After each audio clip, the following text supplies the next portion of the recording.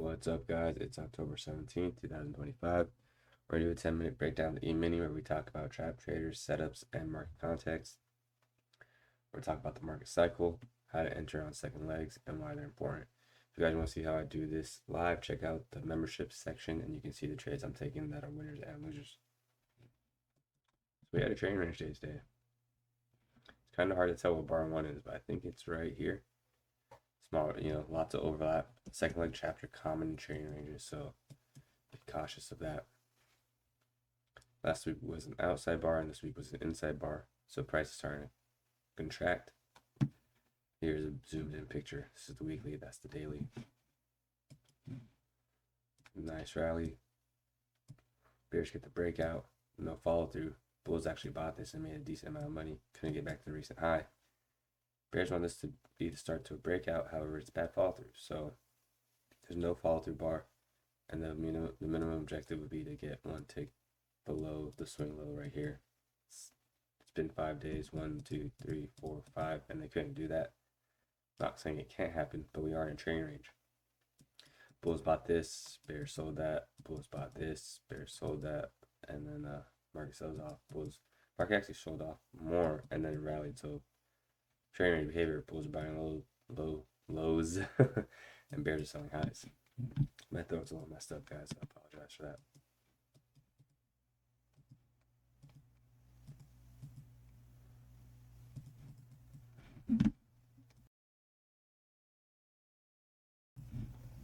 Okay, where's bar 1? We have where's bar 1? I just seen it. Okay. Yesterday we had 2 legs lower, and then we went to a trading range. Today our open was in yesterday's trading range. Bar 1 has a tail, sells off in the rally, shopping Bears. Bears are in a short higher to get out a break even, and in fact they made money on bar 3. So right away we know that Bears can scale in and make money. This was a trend from the open. Well, I guess for the Bulls, if they wanted to buy bar 1, it wouldn't be a trend from the open because bar 2 is a bear bar and Bears can scale in from the low here and the high here and make money on 3. Same thing for the Bulls. They can buy the high of bar 1, they can buy the low of bar 3, scale in and make money on 4 and 5. So that's a trading range behavior. Both sides can scale in and make money. Bar 6, it rallies and sells off. Trapping Bulls, they scale in more and then they make a profit on bar 9. So 50% pullback. So Bears are trapped down here. They're going to short higher, get out, break even around 50% pullback. When the market came down to it, you see Bears were buying back shorts. And that caused a rally that actually hit 1.5R. That would be a pretty nice 1.5R because look, we would get filled and that would be it. The only drawdown we would see with this tail, and it hits our 1R, and then the high of bar 10 is the 1.5R. So not a lot of pain to hold that trade. We're trading right around resistance. The market rallies and sells off, trapping the Bulls that bought up here. They get a quick opportunity to buy more below 11 and they can get out break even, and it causes a few legs lower. So what I mean by that is Bulls get trapped up here. They buy more down here. This is their break even price. Sells off 1.5R, 2R's met. Trading ranges you want to scalp, you don't really want to swing, and we know it's a trading range because Bulls and Bears are making money from the open. 12 through 15, it's a bear leg, but the problem is 15 is the start of the second leg because it breaks the high of 14. So we can say 12, the high of 12 to the low of 14. Well, no, it's hard to say because 15 has a low tick. So the bear spike is here to here, and this is the same candle that breaks the trend line. So that's the start of leg 2. So it pulls back 15, 16, sells off 17, 18, deep pullback 19, 2 to 3 legs down, 20, 21, and then 22 and 23 is low tick. Well, 26 is low tick, excuse me. So I kind of miscounted that. Give me a second here. Could argue like 1, pull back like 2, pull back like 3, pull back like 4. You could say the breakout starts here because the image right there. Like 1, pull back 2, pull back like 3. 26 sells off and then starts a nice rally. I think this is where the day got a little bit easier to trade.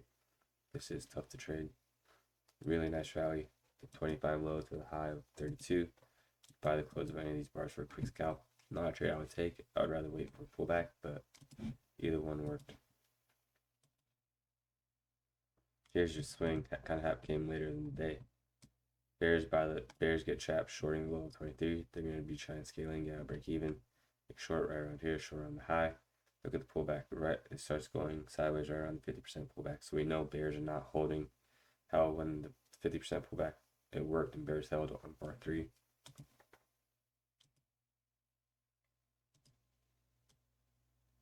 Bears get short here, they short the high here, they short here, and they can make money on 3. Instead here, they're not holding below the 50% pullback. So this is a good swing.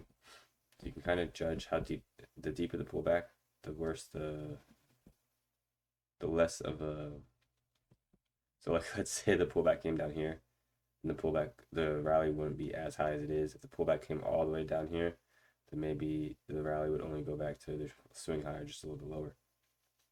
If the pullback came to 33% pullback right here, or 25% pullback, maybe the market travels even higher because that's a shallow pullback. So I guess what I was trying to say is you can gauge how much the market has to give by the depth of the pullback. Because the deeper the pullback, the more trading range behavior we're in. 75% pullback trading range behavior. So nice rally. Shout out to get second leg. That pullback, the pullback for the bears was a complex pullback. Leg 1, pullback, leg 2, pullback 3. Around 50% pull mark. Bears buy back shorts. Some bears short down here and they get trapped. Market rallies, they're going to short more up here. Buy back shorts here. So a decent amount of bears are getting trapped, buying back shorts, and that causes the rally here. If you don't want to have a limit order sitting there, you could just buy the close at 52. I think it's a nice looking bar, and the context is alright for a quick scalp up or a swing to the recent high. It's tough. It's a tough buy because the EMAs are stacked, so it's a tough buy, but it did work in this situation. The context, the probabilities say that the bulls are going to have another leg up because bears are buying back shorts. Market rallies. This leg shot to get its own second leg, and it does here. Shallow pull. So here's a good example of a shallow pullback. Rallies here to here.